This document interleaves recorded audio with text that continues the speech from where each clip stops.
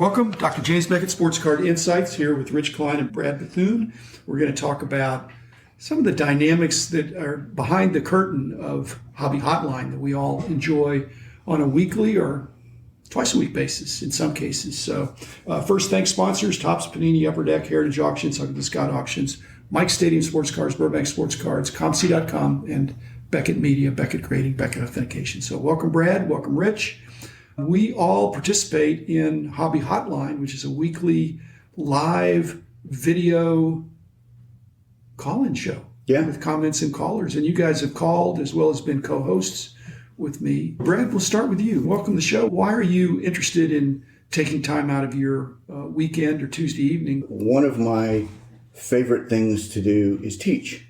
And it's one of my gifts. It's one of the things that I've been tasked to do is teach.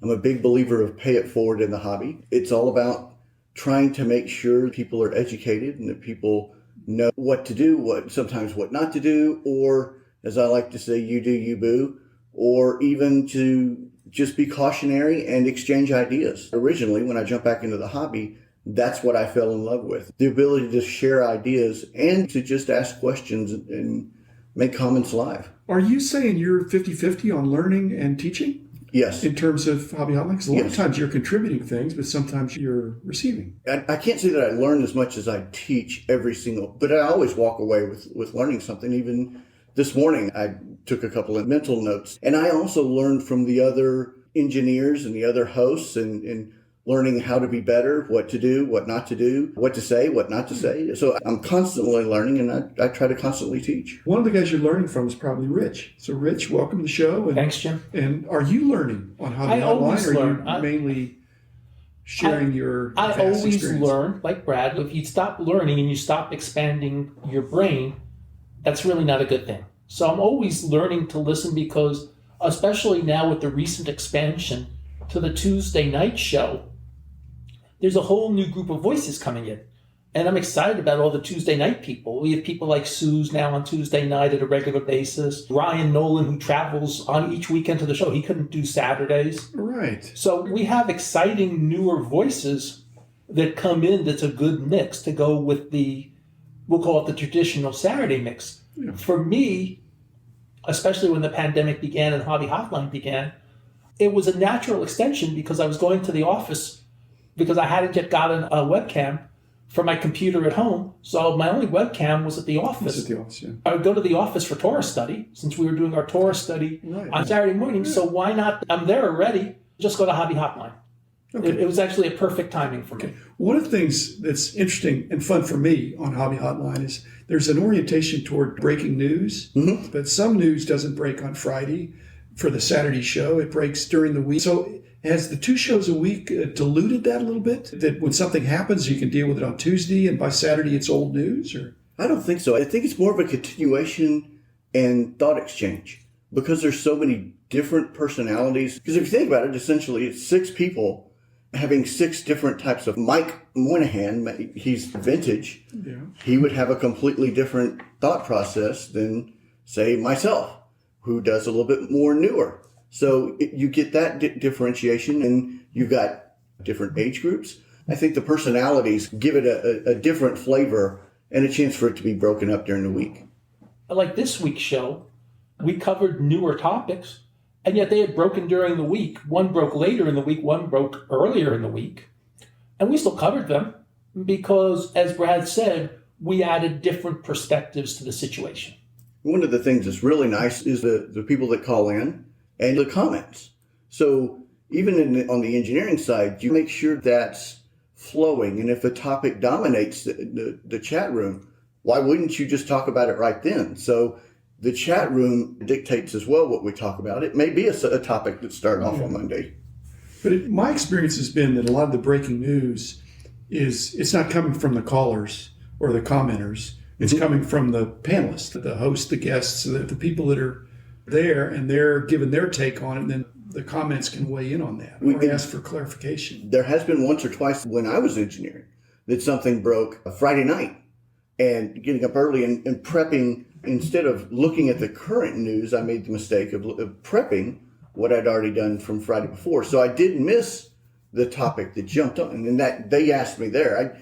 I can see happening. But I do agree, most of the conversations in the chat are questions and comments on the particular topic. On what we're talking about. Correct. I think, yeah.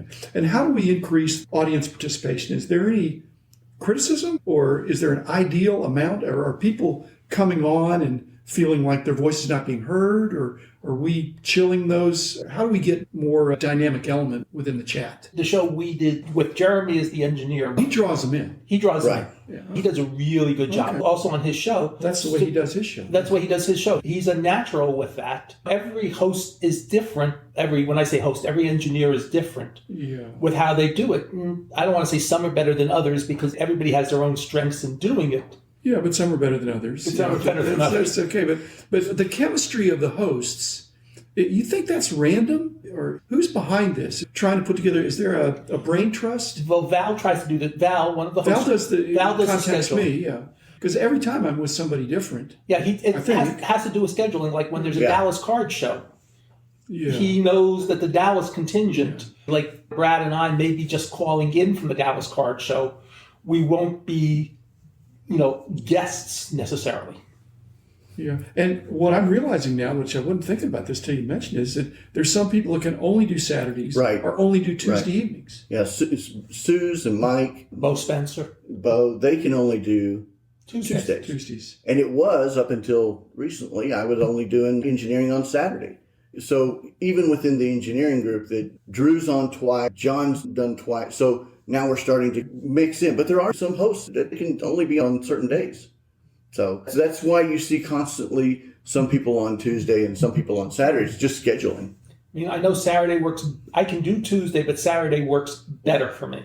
Yeah. What if somebody contacted the three of us and said, I'm really enjoying Hobby Hotline. I'd like to be, what would you look at? Would you say, yeah, sure, come on? Or would you say, hey, just call in one time and see? Well, how would you vet the person if they said, I want to create content? I'm a hobbyist. I'd like to be part of it. Is it a free entry or? There are several people who we saw in the comments that I know would be perfectly fine, and I frankly wouldn't even need to vet them. John Keating, that 70s guy. He's got his own show. He's got his own show. If John Keating wanted to come in, go ahead. Victor Roman was among the guests today. Victor, come on in. You have your own show. There are certain people who have their own show that if they said, I want to be part of it, we'll figure out how to integrate you in. And there are other people you might want to vet and say, I'd like you to call in just to do it. So some would be more, I want to say, easier to get in than others. Are most people on once or twice a month? Most of the hosts? The goal is to try to be on no more than twice a month. No more than twice. One to two, yeah. That's what Things happen because there's only 4 engineers. Because my schedule on Saturday morning, I'm more flexible. That's why you see me jump in more and do an engineer on Saturday morning. But the goal is only for everybody to be on twice a month. Yeah. You call in sometimes. I call in sometimes. You're making apperances. I'm making appearances. Well, there have been a couple times in the last couple months where I want to use the word on a Tuesday night. I've been called out, Rich, you need to call in. And if they tell me, Rich, you need to call in, guess what? I call in. So does that work if we tell you not to call in? Yeah, that'll work too. But seriously, there was one during the air. Oh, Rich, you're on call in. Okay, I'll call in. But okay, notwithstanding the people in this room, so excuse us from this. What hosts do you think have exceptionally good chemistry? Are there any couple of hosts that really get along? John Newman and Chris Carlin, for example. Yeah. I mean, where there'd be some really good chemistry, I would think. Yeah. Logan and Val. And Logan and Val. But they do their own thing. Yes. But that is a great chemistry. It just seems like when there is or isn't. Well, you and it's Rich. pleasant. I know, but I'm But we've done, excusing but that. we know each other for 40 years, give or take. I mean, there's a certain chemistry to know. But I'm saying it's part of the charm of it is when you're there, whether you're a caller, commenter, or on the show, it's live. It's like live TV or live radio. Anytime Jeremy hosts and you've got, for lack of a better phrase, more of a celebrity type, one of Jeremy's big strengths is his interviewing skills. And the way he asks questions and his train of thought on the fly. I really admire Jeremy for that.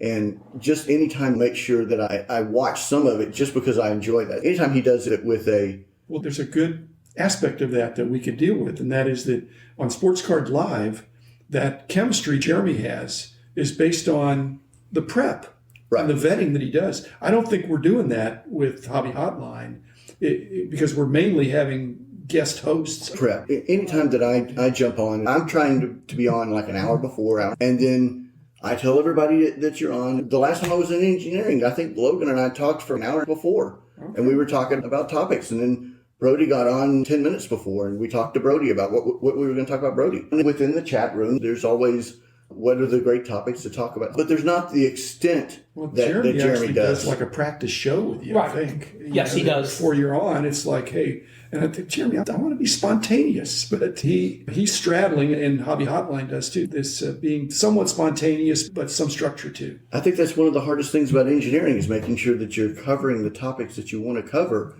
while looking and watching and reading the comments, and then trying to talk yourself. That was one of the things that I really struggled with when I first started engineering, was making sure that everything You're flowed. saying engineering, but are you just a DJ? Yeah, I guess so, kind of, if you think about it. Yeah.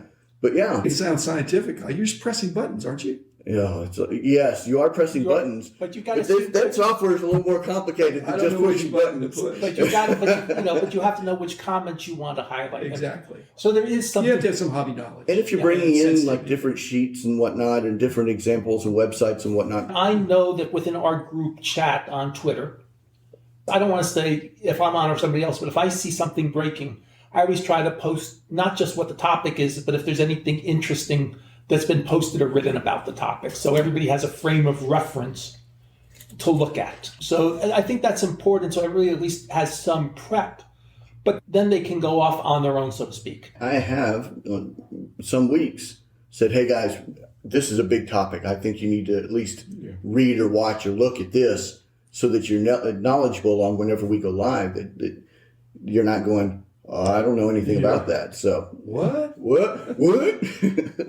That's not a great note to end on. Thanks, guys, for sharing your perspectives, and I look forward to being on Hobby Hotline with both of you and everybody else. My goal for 2022, I think, is to be on Hobby Hotline with every other host. I'd like to have at least one opportunity, because I think you don't know the chemistry till you experience it. Right. And there's some really interesting people there. So we highly recommend that show. And again, thanks, Rich. Thanks, Brad. And thanks, listeners. We'll be back again tomorrow with another episode. Man in the